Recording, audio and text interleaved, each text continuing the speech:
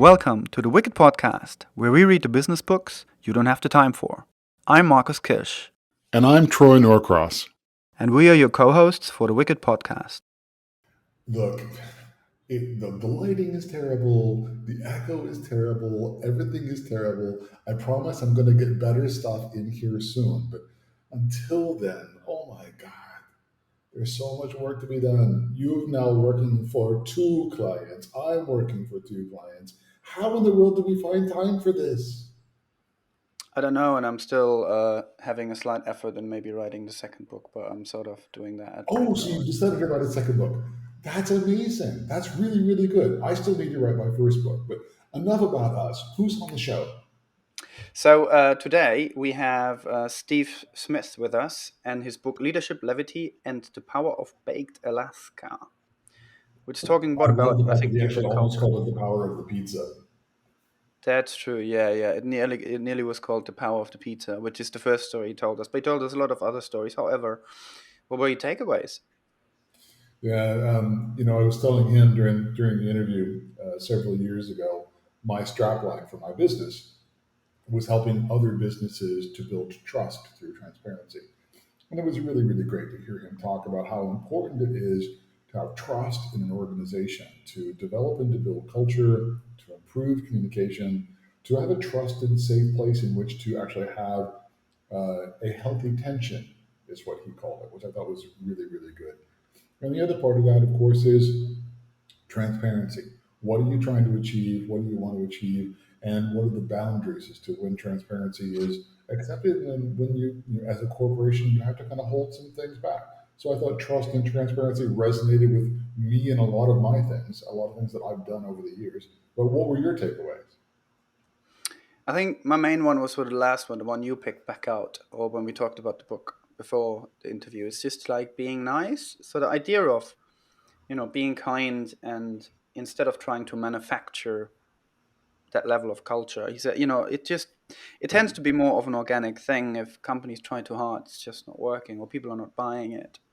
And I think that maybe goes for authenticity. So authentically being nice and just being kind to each other, helping each other and being, working together is really great because he told a great story of one of the companies he worked for. And when he left, that some people said to him, it was really great to come to the office because it felt really safe and kind of a great place to And it be. was a sanctuary, he said. Sanctuary, yeah, which is a big word to be used for an office these days, I guess. And he managed to create that, which is brilliant. So I quite like that, just as a really general thing to remember that I think we can easily forget because there's so much pressures and uncertainty on us often, which make us not maybe sometimes forget to care about others and help each other. And so I think that was the one big thing I took away, which we probably need more than ever these days. So yeah, so that's what I took away. But despite that, maybe we should go and just listen to his stories because they're lovely. Before the interview, a quick word from our very first sponsor, Zencaster. We use Zencaster for all our audio and video recording, and it's a very nifty tool that splits up all the channels for very easy editing. Zencaster is used by 10% of all active podcasts. You can get 40% off the first 3 months and unlimited audio and video recordings with our special coupon code wickedpodcast. I repeat, wickedpodcast for 40% off. And now, the interview. Hello, everyone. Today we're here with Steve Smith. Hello, Steve, and welcome to the show. Hi, guys. Pleasure to be with you. And as usual, we start at the top, which means please tell our listeners who you are and why you wrote the book. My name's Steve Smith, and a pretty common name, but hopefully the book is that little bit more unusual. Why did I write the book? Basically, circumstance. It was something I thought about doing for about 30 years, but thought I probably never would get round to it. And then when we got into the situation of the first lockdown with COVID, I suddenly found myself without a job. I'd started to work for myself. The first contract I'd got was ended because of COVID, and I basically had nothing at all to do, no income, nothing to do, and kind of thought, right, one, if I'm ever going to write a book, now's the time. And it was also quite beneficial from a mental health and personal motivation as well, to actually be focused on something rather than just binge watching a load of TV. Which, don't get me wrong, is quite appealing, but in the circumstances, I thought I'd better do something more constructive. Definitely, I think that's a good sense. Always good to produce something, and as we know, it often helps focusing yourself in writing a book, because there's so many things and stories to go through. Tell us, maybe just start with the title a little bit there, just to pick up on that. So tell us a bit of the power of baked Alaska. Well, originally it was going to be called The Power of the Pizza. And that's one of the stories in the book, which was just quite early in my career, when I had to organise a team meeting when I was at Procter and Gamble, and we used to have these meetings, and we'd get a buffet brought in of various sandwiches and crisps and things that people would just look at, pick at, say they didn't like that flavour, didn't like the ones with mayonnaise. Why aren't the crisps salt and vinegar? Why are they always plain? And it was just a bit of, most of the food went to waste, and I just, when it was my turn to organise the meeting, I just said, well, can we do something different? Why don't we get some pizzas brought in? And I witnessed firsthand the power of the pizza. It was amazing when, these pizzas were brought into the office at lunchtime and the smell drifted through. It was like a magnet. It just drew all the people together, and people stopped, and people who didn't normally talk to each other would be stood there munching on the pizza and having a conversation. And I just thought at the time, I thought, wow, this is magical. It seems a bit strange, talking about pizzas, but it really brought people together. And I thought, one day I'm going to write a book, and I'll include this in the book. And that was 30 years ago. I got to the point of writing the book itself and decided to move on from the pizza idea, and into the baked Alaska. But it was a similar thing, because the power of baked Alaska is just how important and powerful listening to someone, understanding someone, and remembering something that might be quite trivial, or in the grand scheme of things quite meaningless, but can actually have a really positive impact on someone. And without revealing the full story, so people have got to read the book. But that's what happened to me. Just a very, very simple, almost throwaway gesture from someone. It actually gave me a huge sense of belonging and made me really, really feel part of a team. And so that was the power of Baked Alaska. I couldn't just call the book Baked Alaska, because it would have ended up in the cookery section. So I had to bring in that it was a leadership book. But in an ideal world, it would have just been Baked Alaska. And it's a really good thing. It's the small things that can make a huge difference. And you tell a story in the book about how you were, I think, managing some kind of an industrial park. And as part of that, it was like the last day, and one person said, the thing that made it easiest in my life, regardless of what was happening in my personal life, were coming into the office, and you created a good, safe space. Can you tell us a bit more about that story? Yeah, absolutely. It was my last day with Bar Soft Drinks. I'd been there 15 years, and we'd built a wonderful culture. I'd built a large team up, but then it got to the point, changes in the business. The business wanted to restructure, and I was positioned on exiting. It was all pretty amicable, but I'd really, invested a lot in the culture that we'd created at that office location. And on that last day, someone came to me, and they actually described the office as a sanctuary, was the word. And Mm. I was really, really sort of emotional about that. It really got to me, because, and the person who said it had quite a few ups and downs in private life, and a number of setbacks, but actually said that coming into the office, it was like coming into a sanctuary. It was somewhere where they felt wanted, and they felt warmth, and they felt not just camaraderie, but a real togetherness and commitment. And I just thought, as a lasting testimony to a culture and an environment it created, I don't think it gets any better than that, to be honest. Yeah, it's really lovely, and I listen to that, and then I see how a lot of organizations are quite struggling creating a similar environment for people to work in. And what do you think, therefore, made sort of the biggest difference to create that kind of environment, maybe in comparison to one where people just hired and just pushed and driven and overmanaged or micromanaged, and often where a lot of pressure is put on people. I mean, there's nothing necessarily wrong with positive stress, but it seems a lot of organizations really would like to create a culture like that, but fail to do so. What are sort of your biggest learnings in that, to establish something like that? Well, I think sometimes organisations try too hard and they formalise it, and once they sort of try and formalise it and try and manage the creation of the culture, that's when I think things often go awry. The best cultures just genuinely develop and evolve from the people themselves, just the way the people interact with each other, the support and the sense of community that they develop. As soon as you start capturing it formally and putting it on walls, on posters and things like that, I think you lose a bit of the essence of it.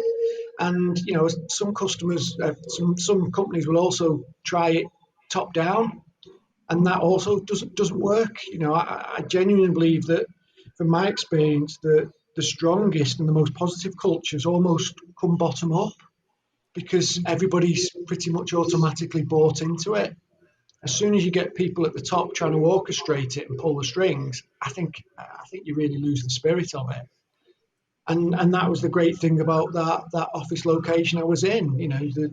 It was the people. It was not a plan or something that had been designed to create that culture. The culture just grew and developed, and that mutuality and interdependency just was natural. Yeah, and that's the kind of thing you talk about trust and building an environment of trust between people where they can be open, where they can be vulnerable, where that kind of culture can indeed grow from the bottom up. But another thing you talk about in the book that's always interesting to me is this idea of healthy conflict.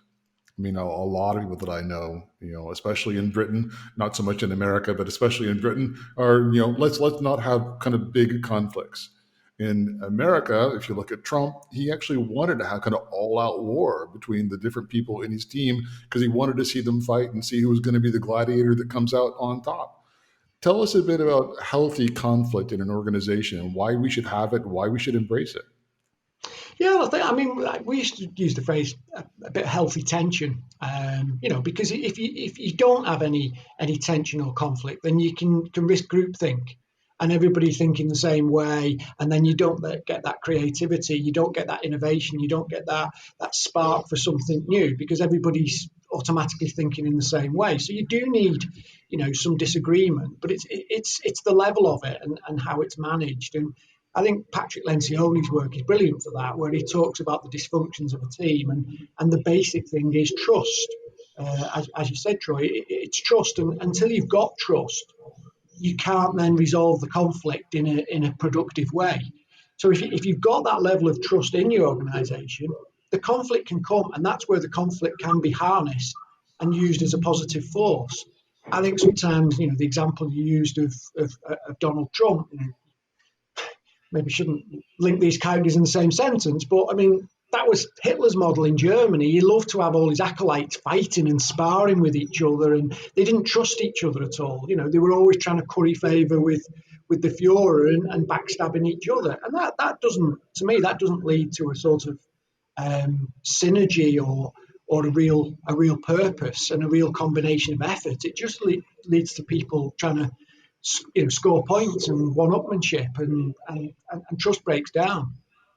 Mm. When you look at that, and I think any medium to larger organization is obviously to some extent a cross section of society. So you'll find very different people going and start to work for the same company. So how do you avoid then toxic people, or how do you treat that? Do you have any stories on how do you either filter that, or sometimes you don't know that can happen until someone starts working for you. So a hiring process doesn't necessarily always filter that. So how do you deal with people that then don't match into that and disturb the culture or affect it too much? Yeah, I think absolutely. I mean, and that can be a real challenge. I mean, I talk in the book about sort of dark triad leadership, and listening to Brett Putter's podcast, one of the previous ones. He talks about the dark side, and Yeah. that's quite a fascinating subject. There's been a lot about that in the press just lately in the UK, with some more sort of revelations about the culture at BrewDog, for example. and some of the suggestions as to how the leaders of that organisation have treated people. And for me, again, a large part of that comes down to trust and communication. And the people who put trust in other people ultimately become the better leaders. But you do expose yourself. You make yourself vulnerable. But there's another phrase, isn't there, that vulnerability is power. And, the person who's prepared to be vulnerable, that builds trust with other people. If they abuse that trust, then, you have to tackle it. And you tackle it through dialogue, you tackle it through 360 feedback or through an appraisal process. The worst thing you can do is just turn a blind eye to it. And unfortunately, that's what quite often happens in organisations. People at a more senior level, so long as the results are being delivered, they'll turn a blind eye as to how those results have been delivered. And that might be okay in the short term, but it doesn't help the long-term development of a culture because it just rewards and encourages the wrong type of behaviours. So, again, it is about trust and it is about dialogue and openness. And some organisations are more comfortable with that, some aren't. And I've experienced both through my career. So you were really close to the word that I was going to bring up next, which is transparency. In 2011, I kind of had the strap line for my consultancy practice as helping companies to build trust through transparency. And companies being more transparent with their customers was how they could get trust with their customers. And transparency also, more so with your employees, can also kind of build more trust. You can't always be completely transparent about everything.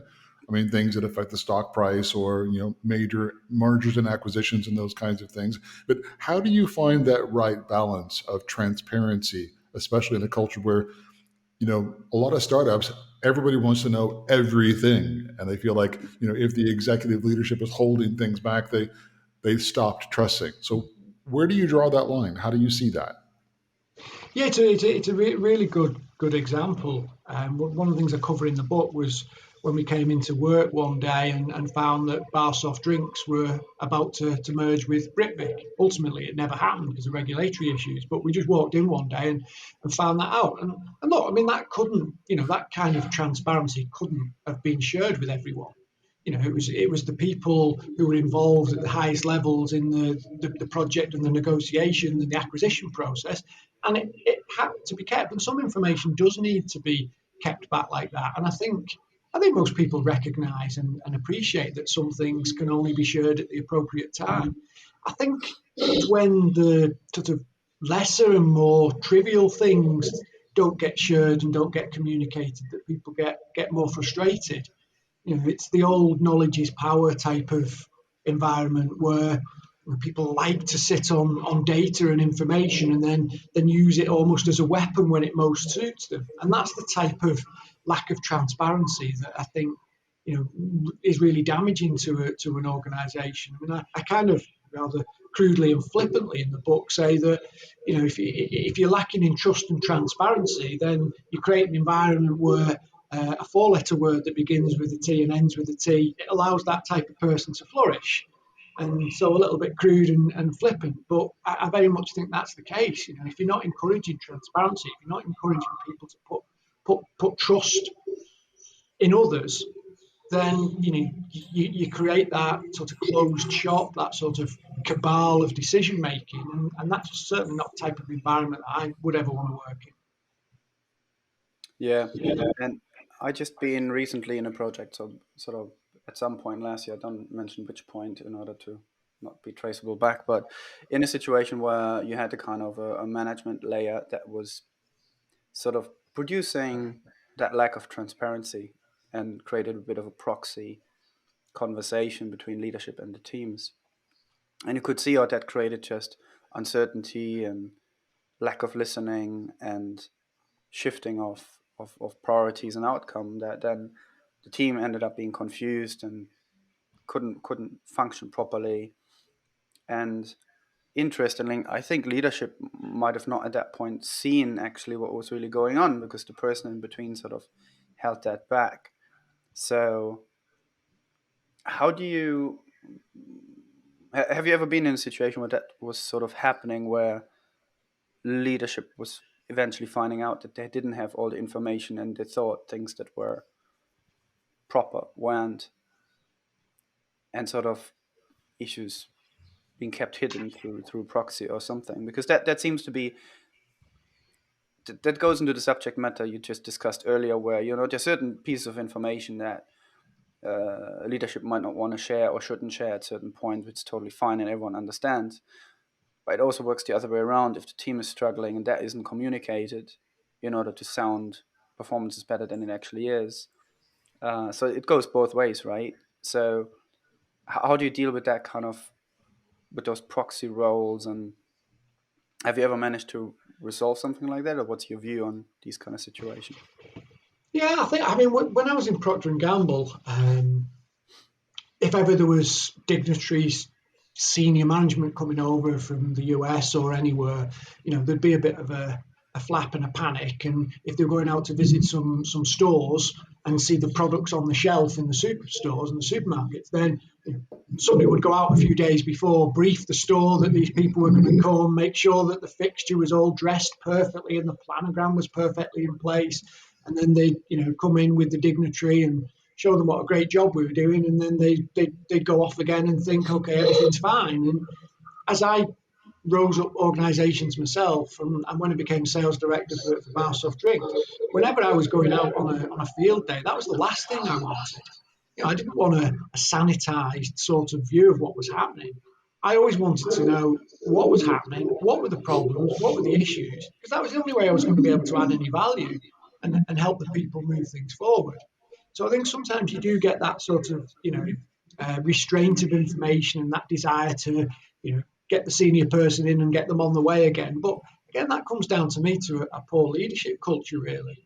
You shouldn't really want to do that. If you just go in to tick a box and, you just turn up wanting to see that everything's hunky dory and then go off again. Well, life's not like that. Business isn't like that. There's always issues and there's always opportunities. And if you're that good, you're in such a senior role, then you should be there to add value and help people, not just sort of just gloss over anything. But I think just the other point you were making there, Marcus, one of the things I talk about in the book is what I call, I dubbed it the Illuminati, where you get a group within an organisation who, become quite close, quite pally, maybe a manager or a director who has their favourite sort of thing, and they start taking a lot of the decisions themselves, either outside of the meetings or in one-to-ones, and then you get people turning up, and a lot of things have clearly been discussed by others beforehand, and a lot of fait accomplis and a lot of decisions like that. And again, that doesn't build trust. It doesn't build transparency, and it leaves some people feeling, totally isolated, and quite often they'll end up leaving the organisation because they don't feel part of it. And again, I just don't think that's good practice, and I would always try and discourage that. But I've seen plenty of it going on. I remember in one organisation, we'd be there for a senior leadership team meeting, and through the glass outside the office while we were sat there waiting, we'd see the sales director and one of the other sales controllers turning up a bit late for the meeting, having a tete-a-tete. And then they'd come in, and then they'd clearly made decisions between the pair of them, and then just expected us to run with them without discussion or without involvement. And again, I don't see that as good practice at all. It's certainly not motivating. It just makes you think, well, what's the point? Why am I here? Yeah. Do you think that this generally needs to change? Because if I look at this, I often see a massive gap between particular knowledge exchange cycles just running, and then you take into account that the world is getting more complex, or what organizations do these days is becoming more complex. It's not just a factory effort anymore, producing the same product again and again. It's like services and digital aspects and ecosystems and staff, and these elements can be very, very complex, to the point where maybe previously, or maybe 100 years ago, you would have leadership and upper management being able to make decisions because they had just about enough information to maybe do that well enough. But we're looking at that today, and it's just too complex. There's too many pieces of the puzzle to for leadership and management to make an informed decision, because they don't have the bandwidth to take in all that information. The information often sits, especially on the customer side, sits with the teams. They're much closer to the customer. There's much more going on there, which puts them potentially in a better position to make decisions. But often they're sometimes not allowed. Do you think there's generally a bigger governance and decision making model that needs to change, or do you think it's industry specific, or what's your view on exactly that? Well, I think from the perspective of industry, I can only really talk about the industries I spent most of my time. Although now, my role working for myself under the Business Doctors franchise, I work with lots and lots of businesses, albeit much smaller than the larger organisations that I've worked with in the past. But I think one of the problems now is that we just have so much data to process, don't we? And there's so much communication that it becomes quite difficult to keep on top of everything. You know, even this morning I had a Zoom call arranged with someone, and a few minutes before I thought better get ready for this Zoom call, and then I thought, where's the link? It wasn't in the calendar invite. I thought, did he send it through on LinkedIn? Check that. You know, was it to one email address? Was it to another email address? Was it in the WhatsApp group? And it literally took me about 10 minutes to locate this Zoom link just because of the number of different channels of communication that open up. And I personally find that quite challenging. And you know, we've got all the tools for rapid communication, but we have a lot of, I think, communication that can be a bit superfluous at times, and you actually lose track of the important information. And that's a real challenge for people at the top of an organisation who are maybe operating with a lighter touch. And it goes two ways. It can be a good thing in terms of giving autonomy and empowerment and ownership to people at the next level, but it can also work the other way where, you know, people at the highest levels decide that, you know, they're not comfortable placing that responsibility and trust in others and try and keep all the decisions to themselves. And I think that's a real challenge for business going forward, is just how do we manage all of this data and all of these different means of communication? Unless it's just me, I don't know. It's not just All you. right. It's not just you. So I'm going to turn this one on its head. I'm struggling at the moment to communicate an idea across an organization. And the number of times I tell the same story about the product that we're trying to build, it's over and over and over and over again. It's like until it's like put a quarter in and I'm going to repeat the same thing over and over again. Because I've got to talk to legal, and then I've got to talk to accounting, and then I've got to talk to the product developers, and then I got to talk to the marketing people, and then I talk to the branding people, and it's just over and over. And like I'm working overtime trying to communicate what we're trying to do to get everybody on the same page. What's the trick that I need to do to get them to start beating my door down to ask me, rather than me trying to beat their door down by delivering my message? Yeah, really interesting challenge, isn't it? You know, one of the phrases I developed in the book is be a student of simplicity, not an arch complicator. And, you know, we have got all these different means of communication. We have got all of these ways of trying to secure alignment.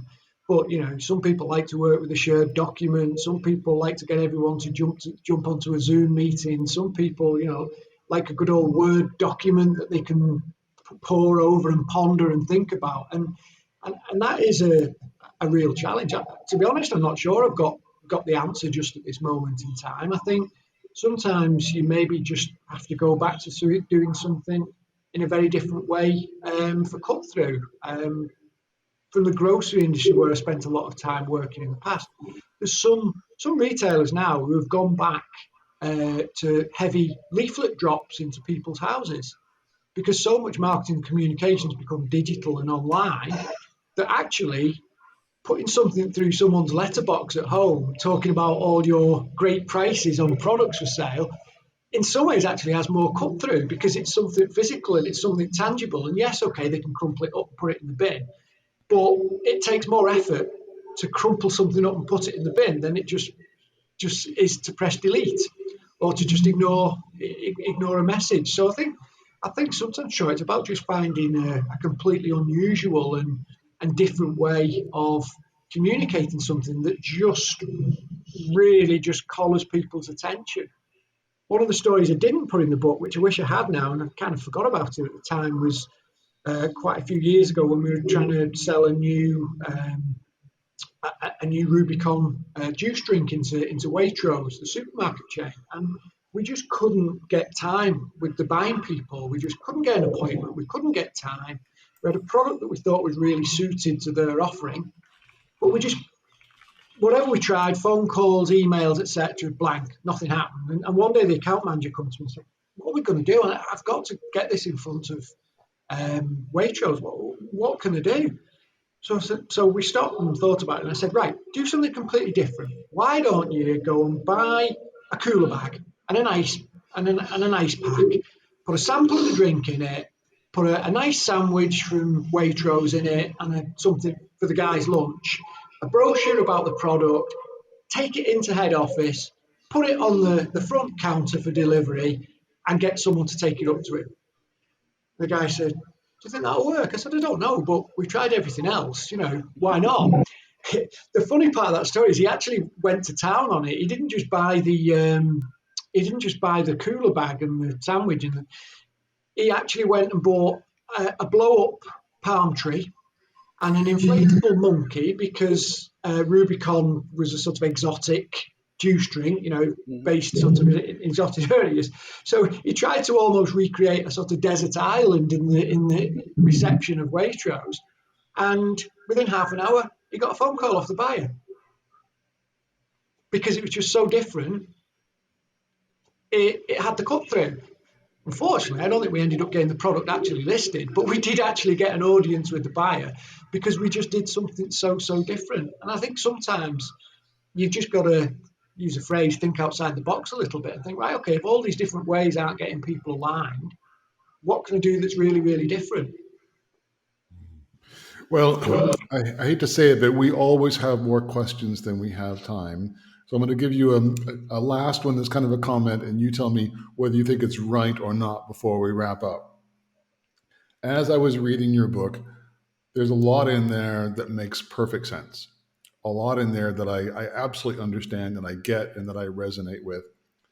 And at the end of the day, it's be a nice person.